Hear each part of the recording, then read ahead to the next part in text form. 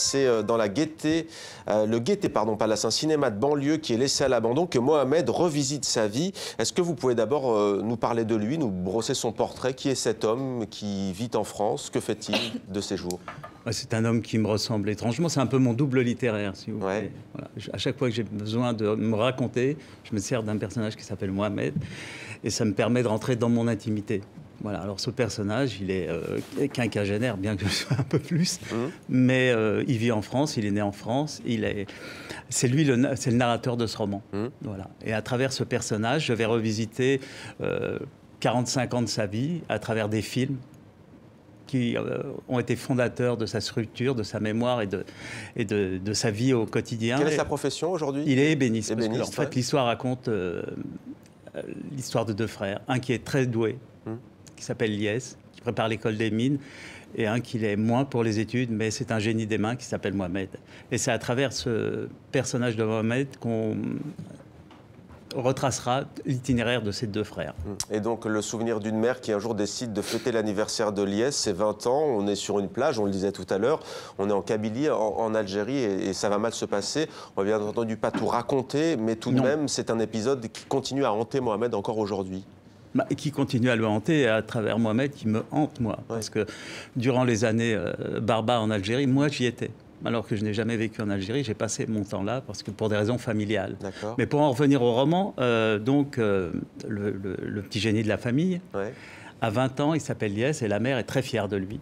Elle se dit qu'elle va passer, vont fêter le 20e anniversaire de ce frère en Algérie. Et puis donc ils partent tous.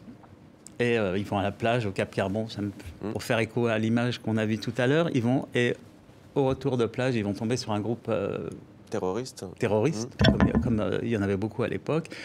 Et seul Mohamed va réussir à s'en réchapper.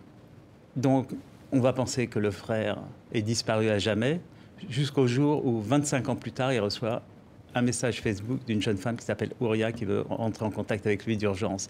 Et à partir de ce moment-là, sa vie va basculer. Dire plus, ce serait raconter le roman. Ouais, on ne va pas continuer, effectivement. Mais tout de même, à travers ce roman, vous racontez vous aussi, vous le disiez, hein, bien entendu, donc on ne posera pas la question de la réalité ou de la fiction, mais qu'est-ce que vous avez voulu nous dire aussi de l'Algérie d'aujourd'hui? On a le sentiment que c'est avant tout, ce roman, une ode aux femmes aussi? Dans tous mes romans, il est question de femmes, parce que je crois que en Algérie comme ailleurs, les femmes sont l'espoir de ces pays. Parce que quand on voit ces sociétés quand même hyper machistes, quand même assez fermées sur les femmes, je veux dire, c'est des combats de tous les jours. Et puis, c'est un peu... C'est facile de dire qu'on les soutient, mais moi, je suis... à travers mes livres, leur soutien le plus fidèle. Pas de politique, bien entendu, mais on estime à des milliers, hein, peut-être plus de 8000, le nombre de disparus en Algérie. Il n'y a pas eu véritablement dans ce pays, contrairement à certains pays sud-américains, de commission vérité, justice, réconciliation. Votre roman, quand on le lit, c'est peut-être un ressenti personnel, mais il nous rappelle ceci aussi. Ça évoque tout ça. Il y a une chape de plomb, on ne sait pas trop ce qui s'est passé en dehors de l'histoire personnelle. Il y a eu toute cette période d'horreur. Il y a eu la loi sur la réconciliation et personne ne parle plus de ça. C'est incroyable, c'est comme si c'était rien passé. La concorde civile d'Abdelaziz Bouteflika, le président actuel. Concorde civile. Et du jour, il y a eu des blessures, les morts qu'on ne compte plus, tellement il y en avait. Et quand on dit les morts, on ne compte même pas les blessés ou les personnes qui sont affectées à vie. Affectées à vie, de toutes sortes de blessures de l'âme, de tout ce que vous voulez. Et la vie a repris ses droits, si on peut dire, mais comme s'il ne s'était rien passé. Vous allez à Alger aujourd'hui, c'est comme si... normal. Parler d'une fiction, quoi. Et ça, c'est terrible parce que quelque part, ça va ressortir un jour. Comme une amnésie, oui, ça va ressortir un jour. On ne peut pas vivre avec ces blessures. Eh bien, aussi, oui, allez-y, à travers ce roman aussi, je voulais raconter qu'est-ce que c'est que cette histoire de vivre deux cultures. Parce que, bon, moi, je suis issu de culture...